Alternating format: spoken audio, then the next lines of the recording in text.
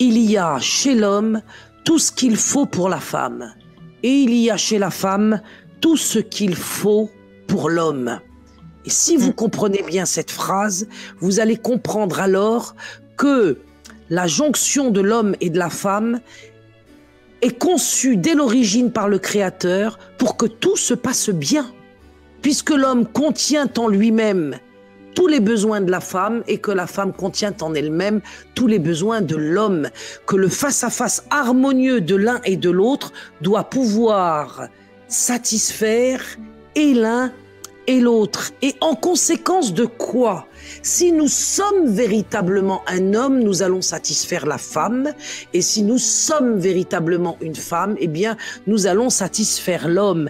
Et dans cette complémentarité, dans cet échange pour lequel nous avons été créés pour être l'un pour l'autre. Et dans cette connaissance, si réellement elle nous intéresse, eh bien, se connaître soi-même va permettre justement d'être un partenaire idéal dans le couple et véritablement avoir les comportements qui vont nous permettre d'être reconnus par notre conjoint de telle façon que la paix soit possible et vécue dans le mariage. Il y a des différences, contrairement à ce que prétendent les chercheurs qui s'appuient sur leurs IRM faussés par leurs préjugés. Il y a des différences fondamentales entre l'homme et la femme. Fondamentales, ces différences sont entre l'homme et la femme. Ce qu'il y a de commun entre les deux, parce qu'il y a des choses communes, évidemment, l'homme et la femme ont en commun d'être, je vais le dire les choses très simplement, ils ont en commun d'être tous deux des êtres humains. Voilà. L'homme est un être humain et la femme est un être humain. Après ça, il y a des différences.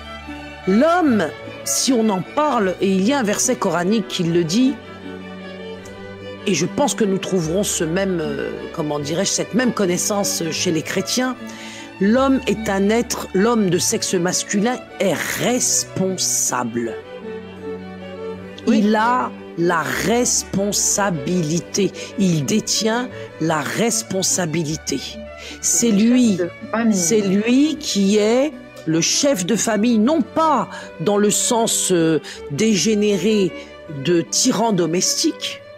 Le chef de famille n'est pas un tyran domestique. Le chef de famille n'est pas un tortionnaire. Le chef de famille est un responsable. Ça veut dire qu'il va prendre sur ses épaules les autres. Et parce qu'il prend les autres sur ses épaules, il est responsable. Et le fardeau qui est le sien, d'une certaine façon, lui pèse.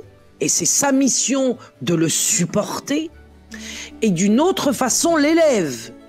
Puisque il y a dans la responsabilité le poids du fardeau et la légèreté de l'élévation que le fardeau assumé amène, la légèreté de l'élévation.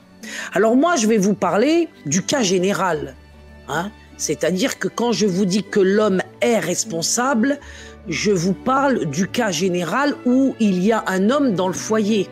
Je ne vous parle pas des exceptions qui, pour des raisons accidentelles de la vie et particulièrement des raisons accidentelles de la vie moderne, on est obligé d'être une femme responsable parce qu'il n'est pas impossible qu'une femme soit contrainte d'être responsable.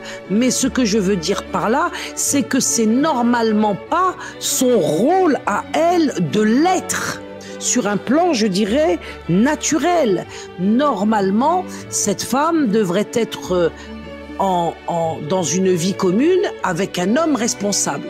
De la même façon que nous trouverons parmi les qualités de la femme, l'obligation pour un homme de les assumer, notamment à l'égard de ses enfants, s'il se retrouve à devoir les élever seul pour une raison accidentelle, qui sont par exemple le veuvage ou malheureusement le divorce ou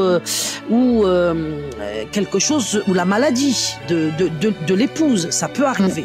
Alors, je suis un peu embêtée quand je dis je vais vous parler du cas général, parce qu'en vérité, et non pas des exceptions, parce qu'en vérité, les exceptions sont de plus en plus nombreuses.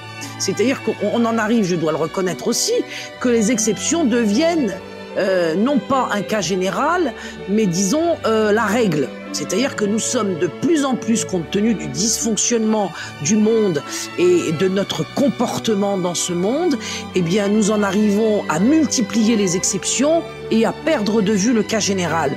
C'est le cas de la référence, c'est le cas de la norme. Et on ne va pas traiter des exceptions qui sont dysfonctionnelles, puisque l'objectif, c'est de réparer, c'est de restaurer, c'est d'en finir avec le dysfonctionnement. Lorsqu'on parle de la famille, je ne parle pas de la famille dysfonctionnelle. La famille dysfonctionnelle, ce n'est pas la famille. Hein, il faut bien le comprendre. Il ne faut pas faire comme Caroline Fourest qui dit « Oh ben, il vaut mieux élever des enfants dans une famille où il y a soi-disant 2 mamans, 2 papas, parce qu'il n'y a jamais 2 mamans, 2 papas, c'est pas possible. 2 mamans, 2 papas qui s'aiment, voilà les mauvaises idées, plutôt que d'être dans une famille dysfonctionnelle. » Mais la famille dysfonctionnelle n'est pas la famille. Lorsque je parle de la famille, je parle de la famille qui fonctionne justement. Et lorsque je parle du cas général, c'est pour éclairer aujourd'hui tous ceux qui nous écoutent et qui pourront eux-mêmes en parler dans leur environnement.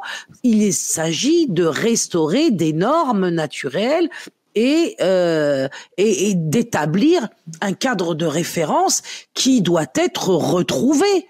Donc, traiter de l'exception, c'est bien gentil, on le fera, mais ça ne peut pas être l'essentiel du travail que nous sommes en train de réaliser ensemble.